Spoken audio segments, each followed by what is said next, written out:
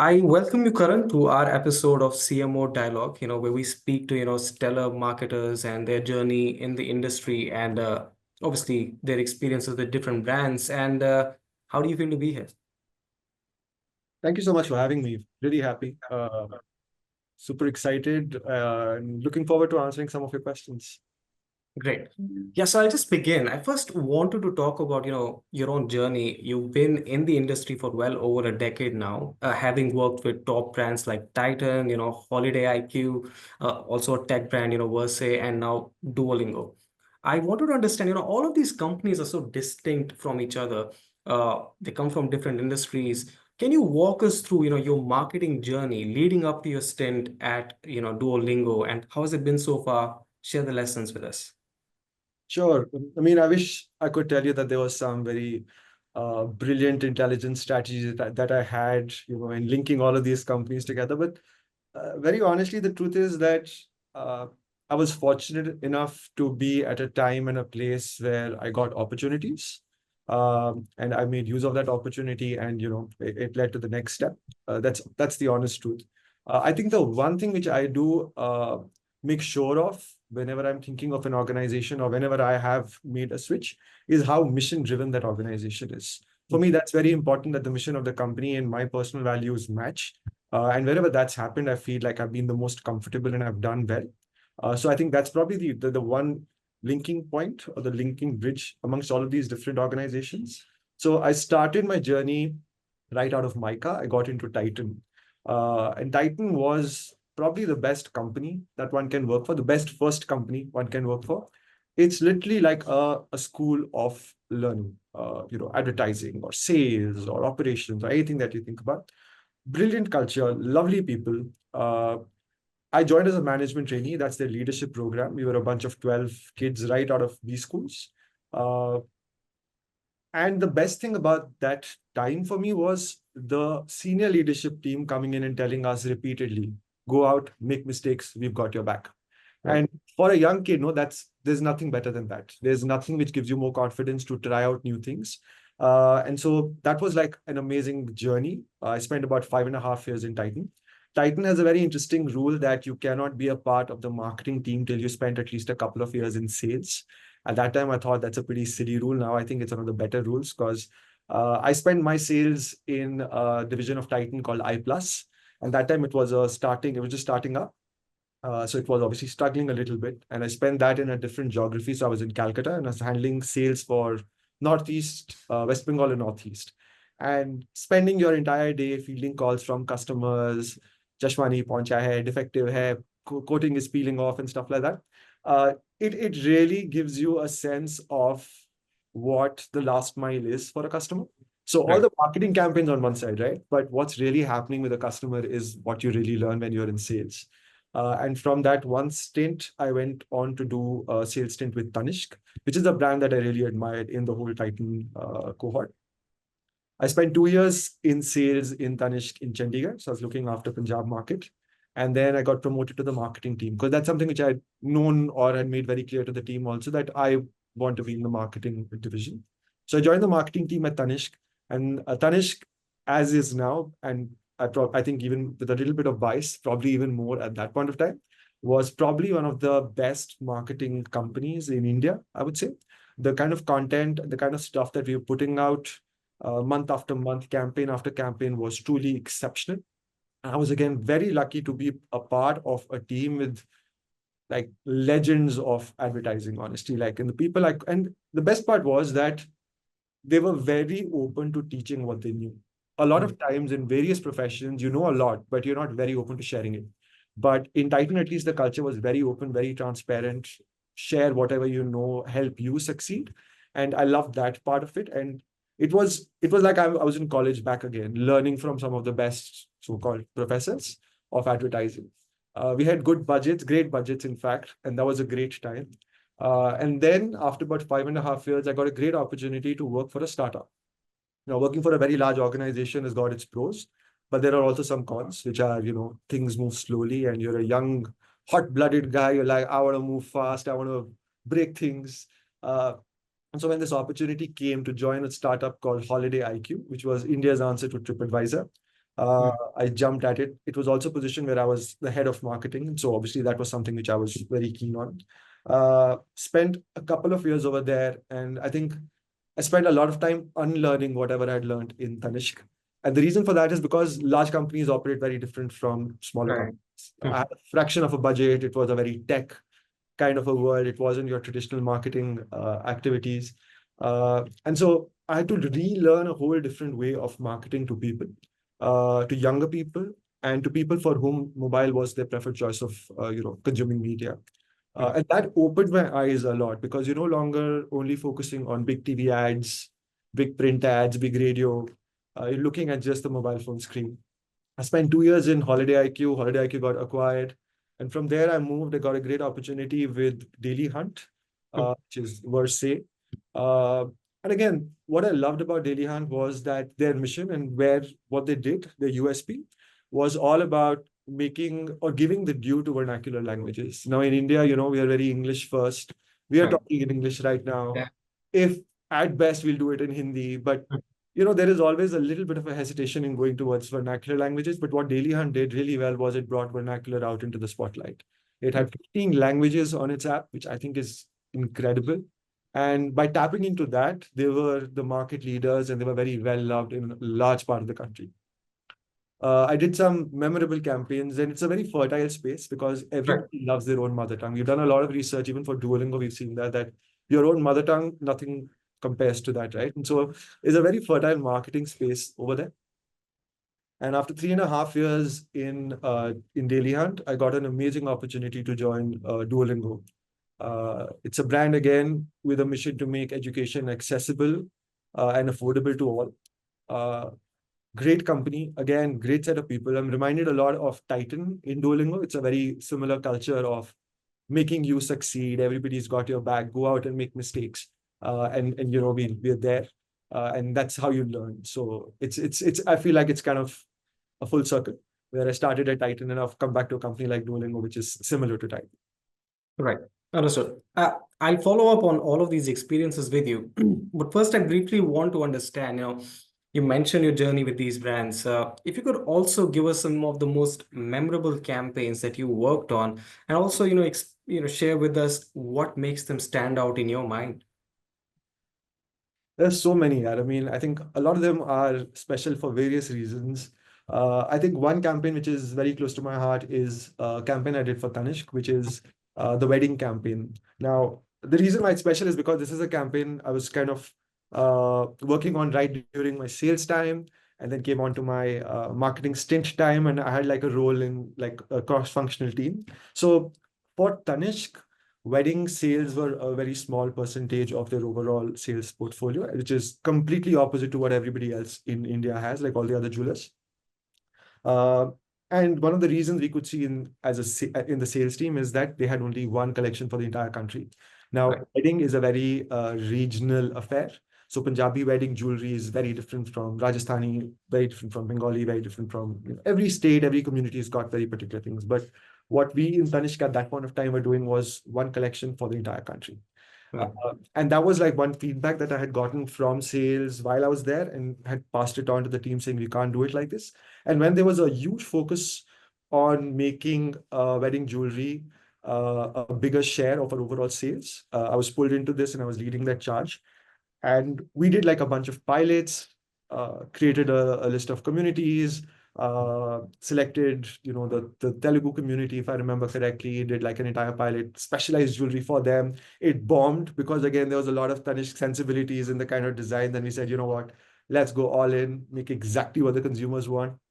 The next time it was a big success. And that revolutionized or changed the entire way we were thinking about wedding jewelry. And that Right. led to this really, really nice campaign where there's a very typical Indian family, Punjabi family, where there's a grandmother who is complaining to her granddaughter, saying that you're so boring, you're marrying another Punjabi boy. And if you would have just married a Tamil guy or some other guy, look how beautiful their jewelry is. You could have had like both these kinds of jewelry. A very sweet campaign, won a bunch of awards. And I think for me, it's very special simply because I was involved right from the genesis of the idea to the final execution. So I felt like more responsible for Right. that. So that was one campaign. I'd say another campaign which I loved doing was the Duolingo language launch for Telugu.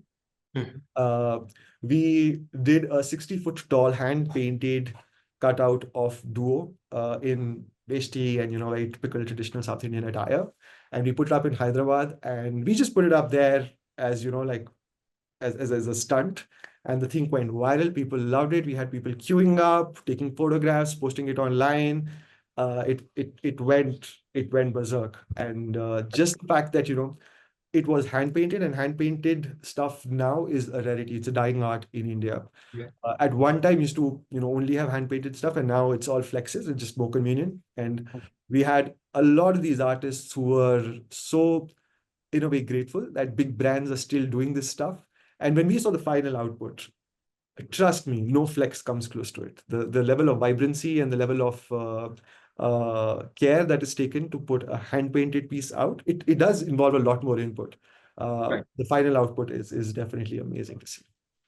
Right. Well, those are the most memorable campaigns for, on the flip side, have there been campaigns where, you put in all the efforts, you had some expectations, but the results weren't as anticipated? So how, I'm basically talking about failures here, and what are the lessons that you took from those?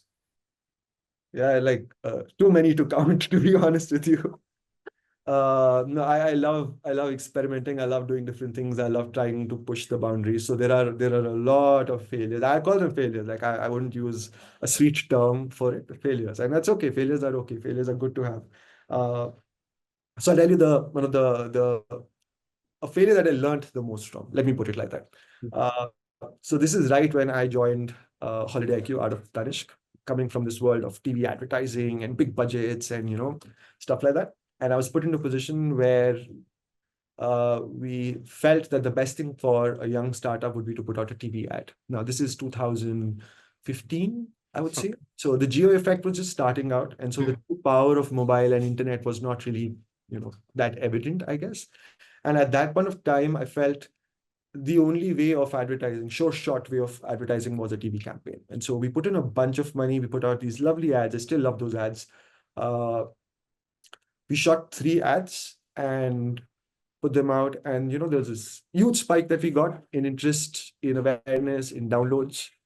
And then after a month, when the campaign was over, it just came down a little above baseline. And you're like, what's going on? And obviously, right, like that's what happens in Tanishq. You're always on TV. You're always got campaign after campaign after campaign.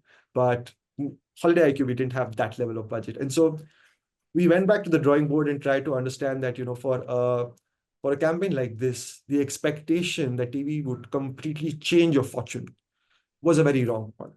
What's interesting is that even today, Ubaid, which is almost 10 years after that experience, I still meet so many people, founders and senior leadership team who still feel they're one TV ad away from being the biggest success ever.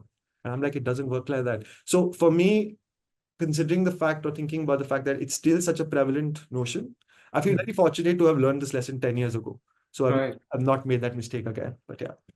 Right. Understood. No, I want to talk about your experience at Duolingo, but there's one question that came to my mind because you come from the experience, like you mentioned, from transitioning from sales to marketing. And this is a question I've asked a lot of people in the industry as well. Do you think, because there seems to be an overlap between sales and marketing now in terms of what the requisite is for you to be a contender for a marketer's role in a brand? Do you think the hiring protocols have also changed? How do you think the industry is shaping up in terms of what is required of a marketer in terms of their skills and in terms of their abilities? Yeah, that's a great question. And I feel it doesn't have like a simple answer. I feel every company has got a different way of looking at it. Every maybe CEO would want different qualities in their CMO, or a founder would want different qualities. A lot of times in smaller setups, you'd want something which is complementary. Mhm. A lot of times you would want like a CMO to do everything. Right. In my experience, I feel again very industry specific, right? Like let's say for tech, uh, Mhm. performance marketing is really big. Mhm. It's a very big part of what you do. And so therefore, having very intimate knowledge of that is integral, because that's a big that's a place where a lot of budget is going. For a traditional company, I would say like a Titan and all, it's very important to understand how the company really works. Uh, uh, so logistics, operations, the factory, a lot of great storytelling actually comes from the factory. So if I were to give you the example of Titan, some of their best ideas have been around how the products have been created. The handmade nature of it, or how they have impacted the lives of the people who are making some fine jewelry. Because before Tanishq, their lives are not amazing.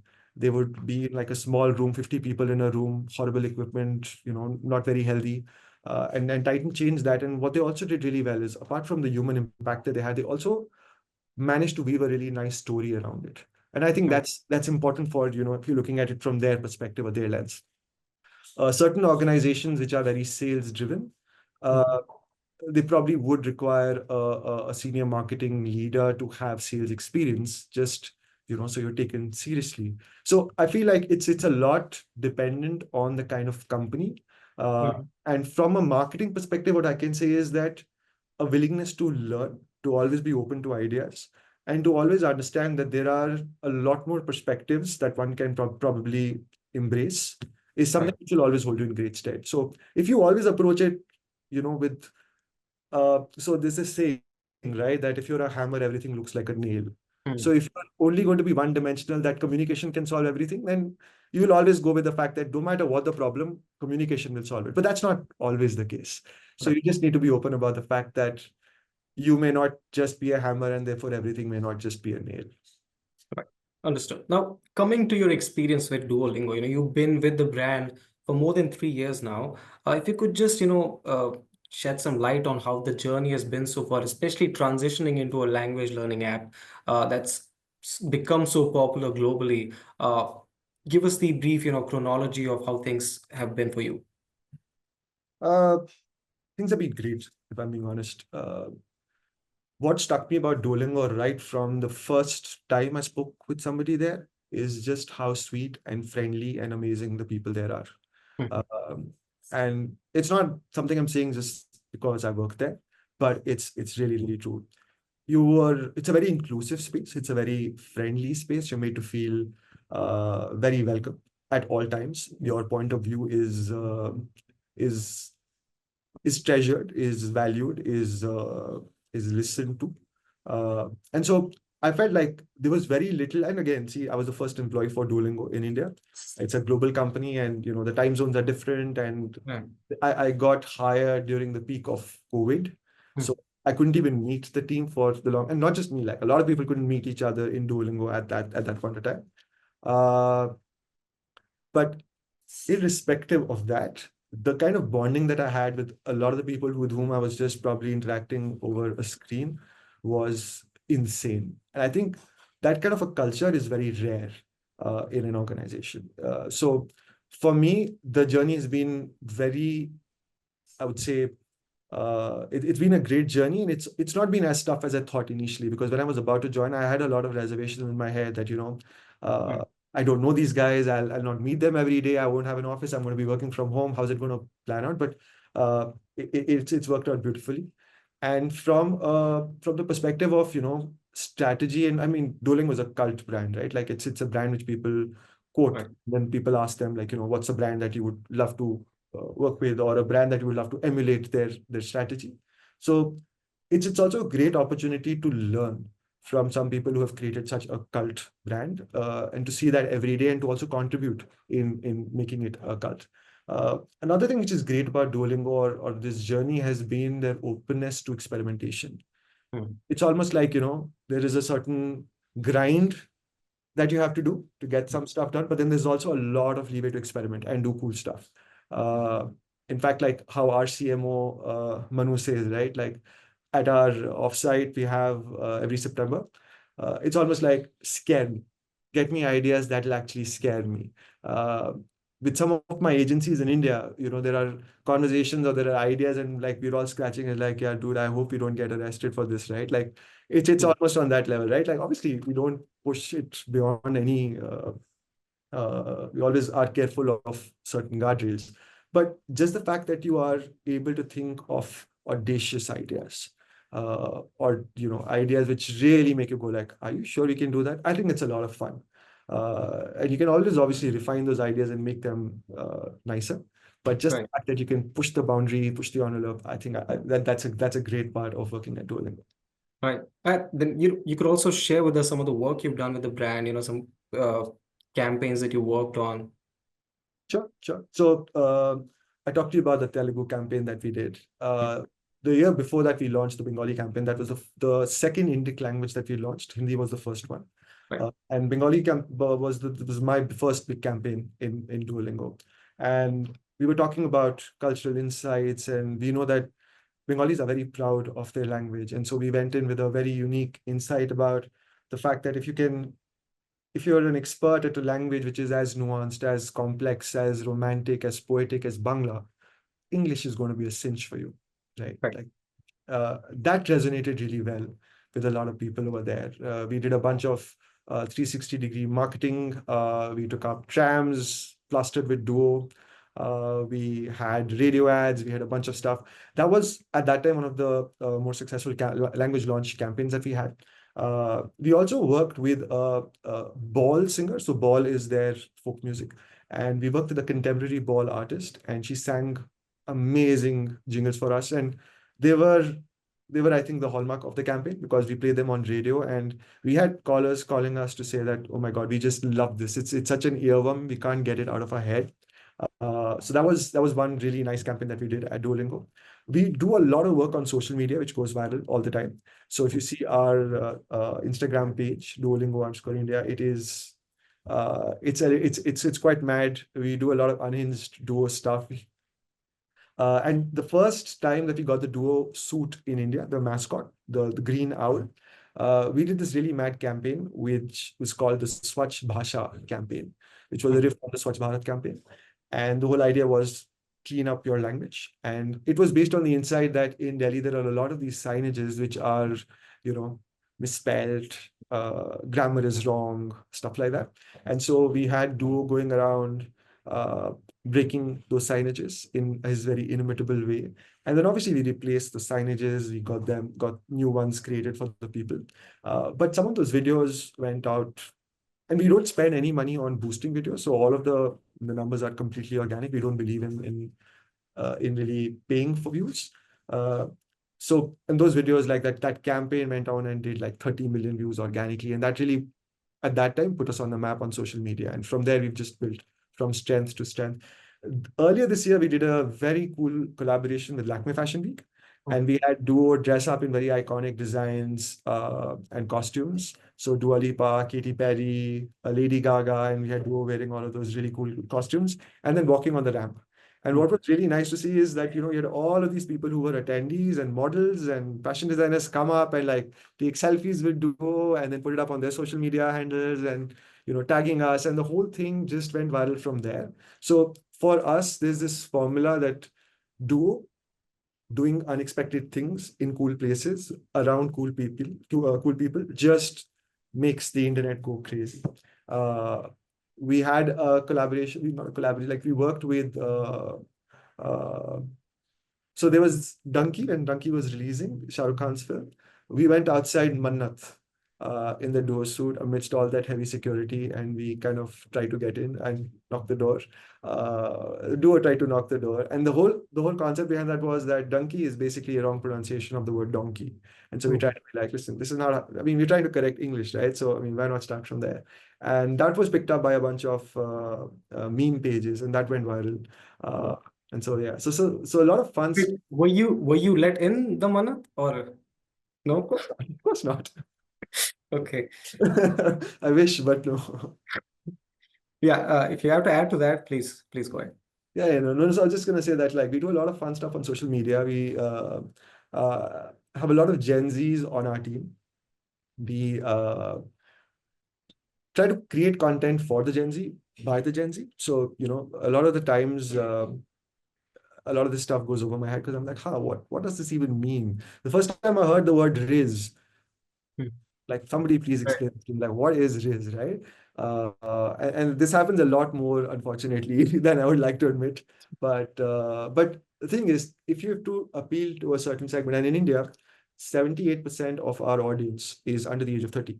So if you have to appeal to that audience, and they're all on social media, that's where they are, consuming their news, their entertainment, everything.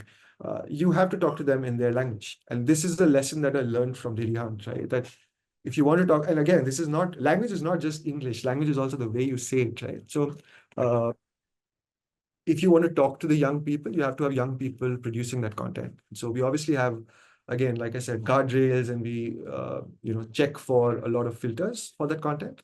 But at the same time, I can't make great content for Gen Z. I mean, let's be very honest about that. So yeah. Right. Understood. Now, talking about Duolingo and its, its journey in India, if you could just give us a brief inception of how, Duolingo entered India, because like you mentioned, you were the first hiree. And from there on forward, what are the objectives of the company in the Indian market? And also, if you could elaborate on the overall marketing strategy for the brand in India. Mhm. Uh, so I joined a little over 3 years ago. Hmm. India is a very important market for Duolingo. Uh, Not just learners of foreign languages like French, Spanish, German, Korean, Japanese, etc. India is a very, very big market for English learners.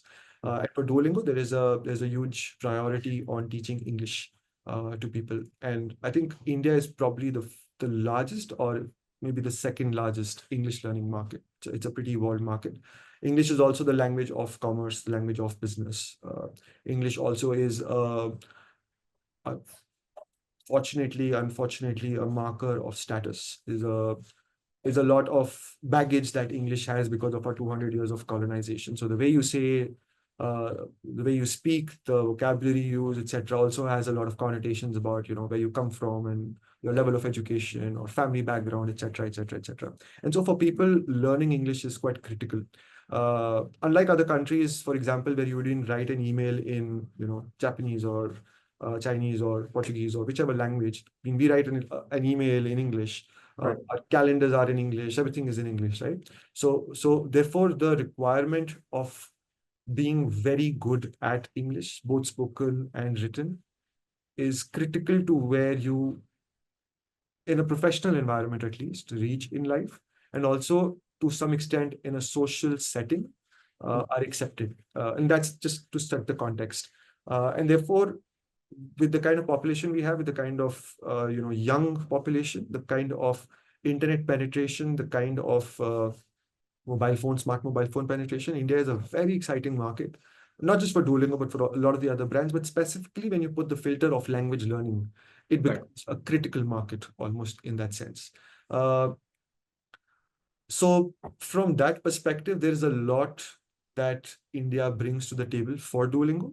And therefore, our continuous efforts have been to, increase awareness, increase adoption, and also create stuff which is localized for the Indian market. So, for example, launching new language courses is Right. something that, like, India has been one of the few countries which have had language launches over the last 2 or 3 years.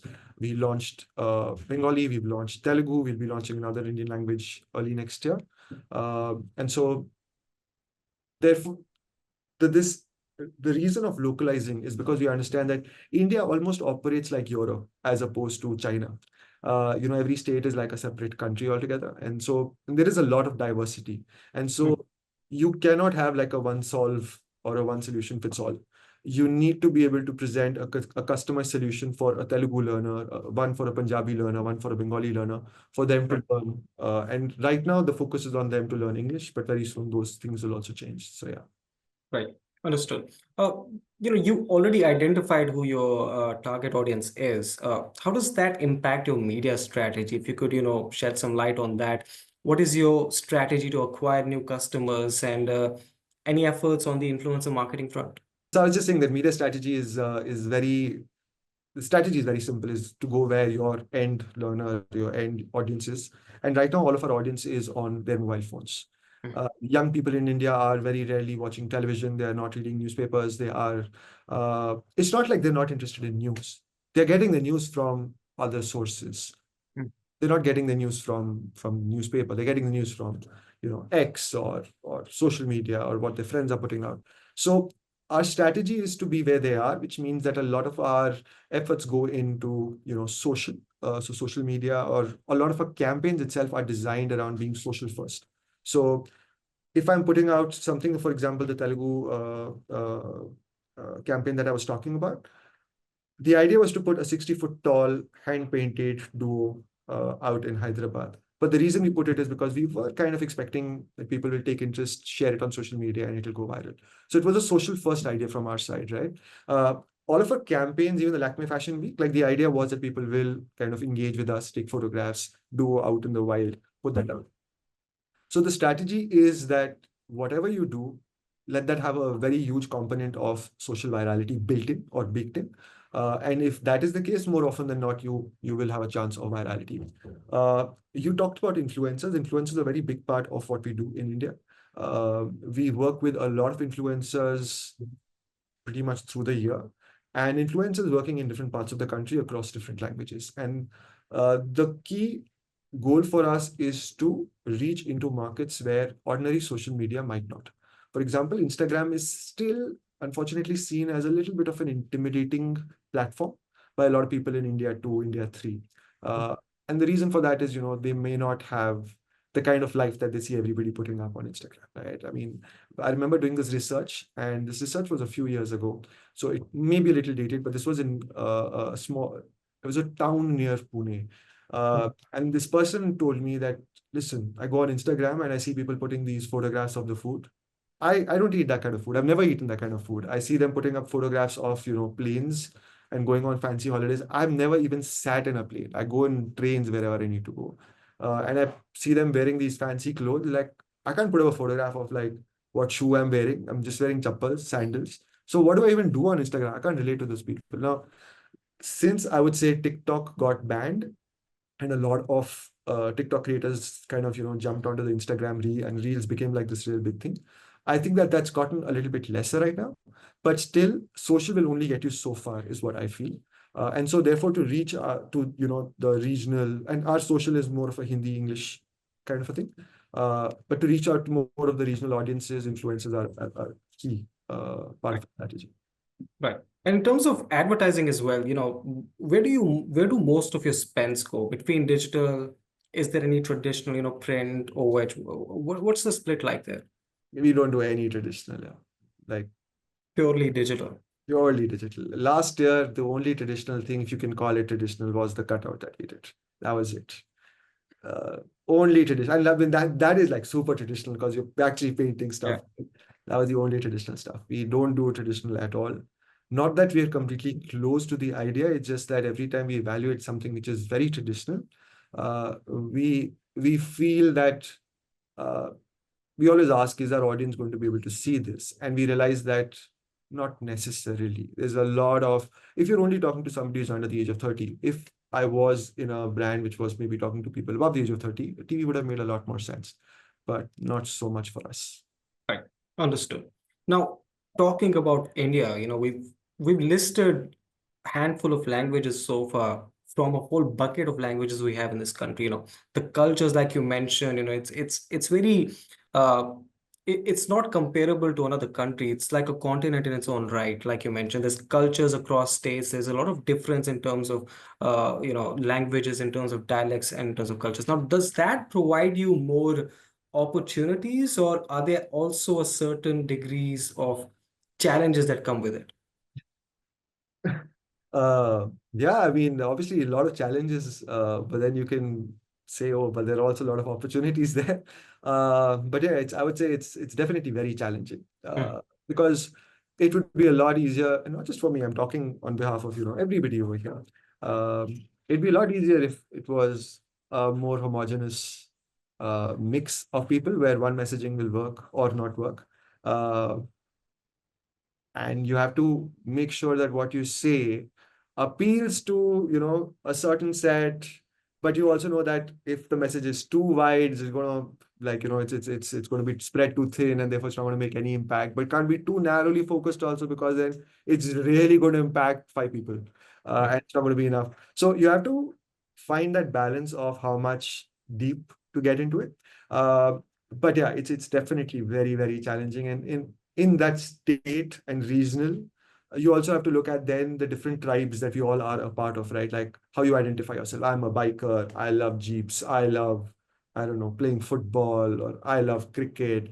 And then you've got, narrower and narrower and narrower niches. Like I'm an anime fan and I love, maybe K-pop, and then the trick for us has been to identify some of these niches where we can play in, which are not even, necessarily, oh, Maharashtrian, Tamilian, Bengali, but like anime lovers. So we put out content which is for anime lovers, irrespective of where they are in the country or, in fact, in the world.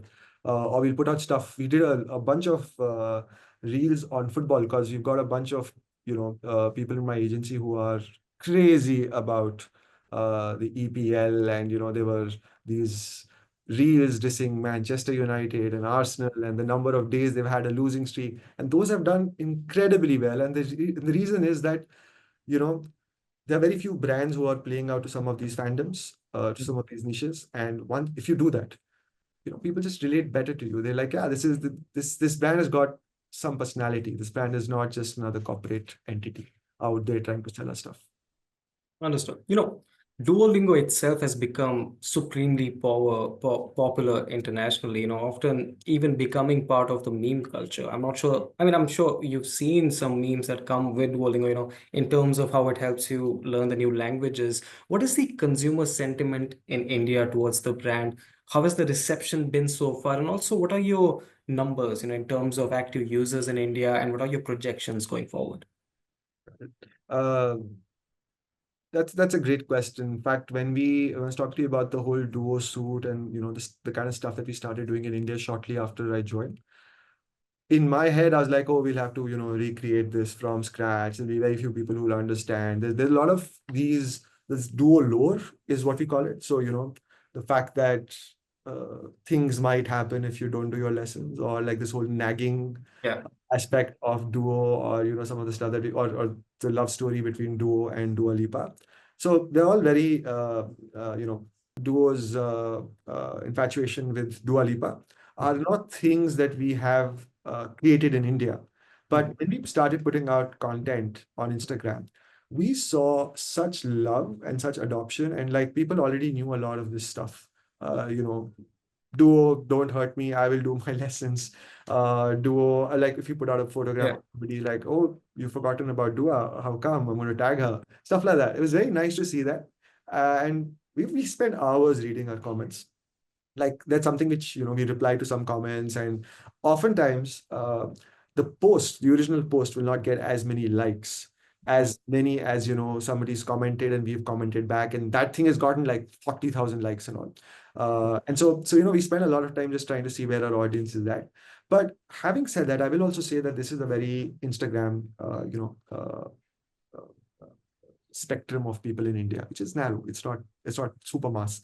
So for a large number of people, so for people who are, let's say, globally aware, culture, people who consume a lot of global media, they understand Duo, they understand all the lore, they get all the memes, they create a lot of memes. And when I started out, that was the level.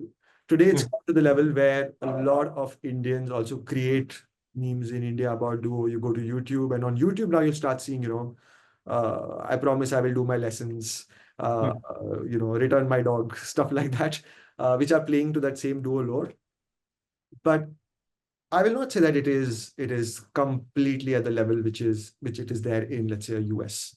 Right. Some of the other markets. Our penetration is still a lot lower. We've been in this country for a lot lower. Our product market fit is still evolving in India. We still have to offer a lot more languages. And like you said, there is so much diversity. We still have to make a large amount of effort to get there. But we are well and truly on our way, is what I would say. And the kind of love that we get from people is really nice. Just reading some of those comments are just like, job well done. Right. Understood. Also, if you could comment on the projected numbers, where do you see the brand going? What's the state currently? Currently, we're one of the top markets for Duolingo globally. I cannot share exact numbers with you. What I can tell you is that we're one of the we've got a very aggressive growth trajectory planned for the next few years. It's a market which is very promising. It's got a massive amount of potential.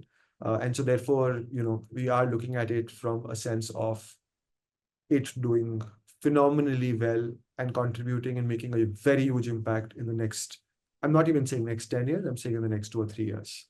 Right. Understood. Now, talking about consumer trends in India, what are you observing currently? Are there any particular languages that Indians are showing interest in? And what are the factors you think are prompting these interests? Uh, Very interestingly, when I joined, the top languages in India were the usual suspects: French, Spanish, German. Mm. Uh, this is the same case when, when we were young, these were the languages that were at the top. Interestingly now, you've got Japanese, you've got Korean in the top languages, and they're also growing extremely fast, rapidly fast.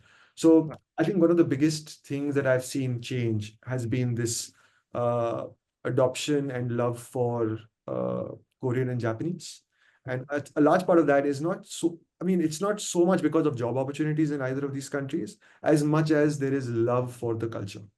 People are consuming a lot of their media, people are consuming a lot of their, uh, you know, comics, songs, TV shows, movies. A lot of creators are very popular in India, like Japanese and Korean creators. So Mm. there's this whole scene of, uh, skincare. Korean makeup is massive, and it's not been very uh, overt, but like you'd just be surprised at the number of people who are following, let's say, Korean creators, or Right. it's been a very very big shift, and it's been happening over the last just 2 or 3 years. I would say it's not been there for much longer than that. And is this trend, are you observing this trend across the geography, across India, or are there any particular pockets where you see this from? It's largely, at least as of now, a large city trend. I would say the top 10 cities of India, but it is spreading. It is spreading, and I mean, one way to see this is uh, just search for Korean skin makeup on YouTube, and then just start reading, like some of the creators would have put up stuff. Just start reading the comments, or see the kind of Indian creators who are putting out that kind of content. Uh, there's this one guy I follow who started making Sikh comics, but based on the Japanese style, Wow. and he based out of a small town in Punjab. So, and he's got a fairly, like, huge audience, and it's very interesting because he's taking a lot of inspiration from Japanese comics.